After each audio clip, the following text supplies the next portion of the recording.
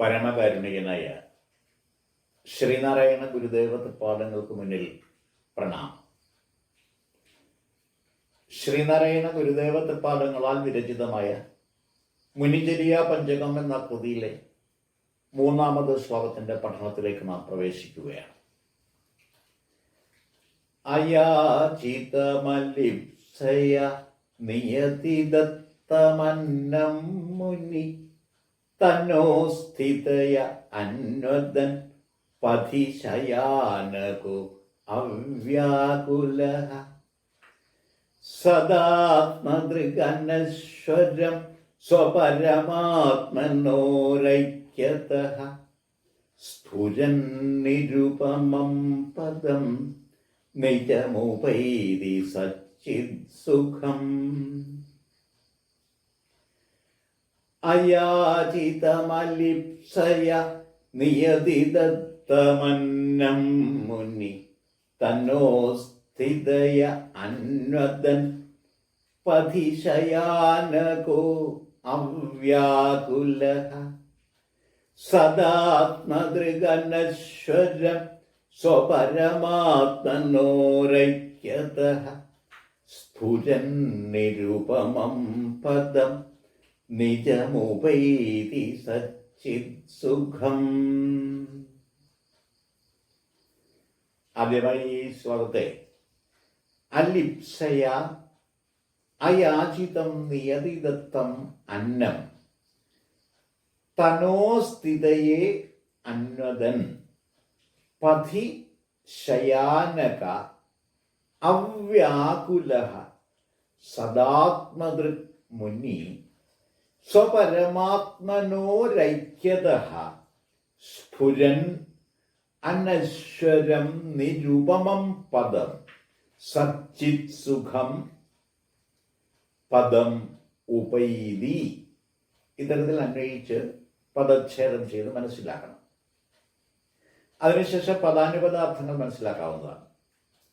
അലിപ്സയ ആഗ്രഹിക്കാതെ തന്നെ, അയാചിതം യാചന കൂടാതെ, നിയതിദത്തമന്നം പ്രകൃതിദത്തമായ ആഹാരം, തനോസ്ഥിതയെ അന്വദൻ തനുവിൻ്റെ അതായത് ശരീരത്തിൻ്റെ നിലനിൽപ്പിന് വേണ്ടി മാത്രം അല്പം ഭക്ഷിച്ചുകൊണ്ട്, അവ്യാകുല യാതൊരു വ്യാകുലതകളുമില്ലാതെ, പഥിശയാനക വഴിയിൽ കിടന്നുറങ്ങുന്നവനായി, സത് ആത്മദൃക് എന്ന് പറയാ ആത്മസത്തയെ ദർശിക്കുന്നവനായി, സ്വപരമാത്മനോ ഐക്യതഃ സ്വാത്മാവിൻ്റെയും പരമാത്മാവിൻ്റെയും ഏകീഭാവത്താൽ സ്ഫുരിക്കുന്ന അല്ലെങ്കിൽ പ്രകാശിക്കുന്ന, അനശ്വരം നിരുപമം സച്ചിത് സുഖം അനശ്വരവും നിരുപമവുമായ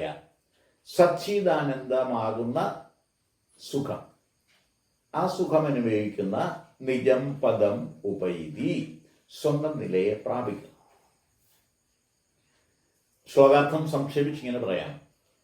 ആഗ്രഹത്തോടുകൂടി യാചിക്കാതെ തന്നെ പ്രകൃതിദത്തമായ അന്നം ശരീരത്തെ നിലനിർത്തുവാൻ വേണ്ടി മാത്രം ഭക്ഷിച്ചുകൊണ്ടും യാതൊരുവിധ ആകുലതകളുമില്ലാതെ വഴിയോരത്തു തന്നെ കിടന്നുറങ്ങിയും ഉണർന്നു വീണ്ടും സഞ്ചരിച്ചു ആത്മസത്തയെ ദർശിക്കുന്ന മുനി ജീവാത്മാ പരമാത്മാ ഐക്യത്താൽ സ്ഫുരിക്കുന്നതും അനശ്വരവും നിരുപമവും സച്ചിദാനന്ദ സ്വരൂപത്തോടു കൂടിയതുമായ നിജപദപ്രാപ്തിയിൽ എത്തിച്ചേരുന്നു.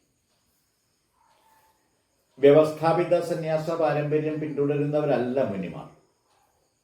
വ്യവസ്ഥാപിത സന്യാസി ചര്യകളിൽ ഭിക്ഷാടനം ധാർമ്മികമാണ്.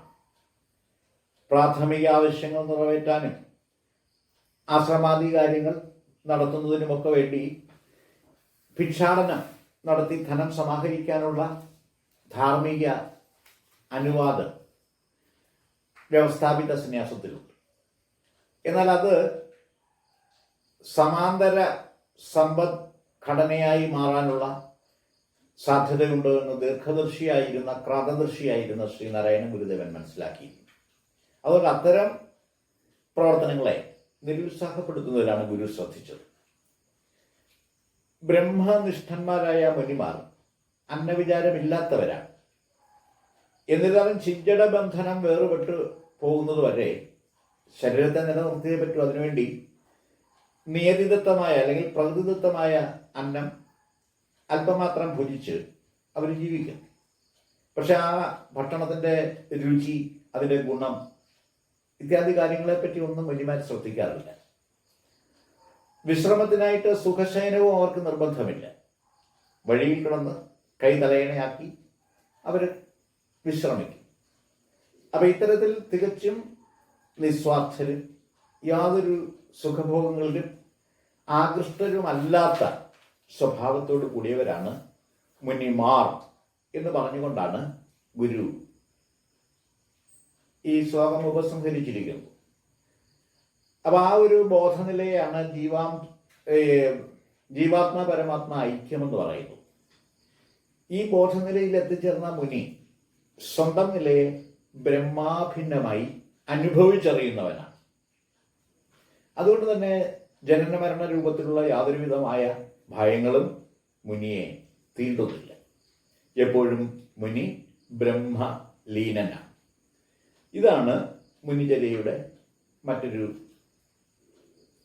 വിശദീകരണമായി ഗുരു നമുക്ക് ഈ ശ്ലോകത്തിലൂടെ പറഞ്ഞു തരുന്നത്. ഇത്രയും കാര്യങ്ങളാണ് ഈ ശ്ലോകത്തെ പറ്റി വിശദീകരിക്കാനായിട്ടുള്ളത്. ഞാൻ എൻ്റെ വാക്കുകൾ ഉപസംഹരിക്കുന്നു. ഗുരുധർമ്മം ജയിക്കട്ടെ.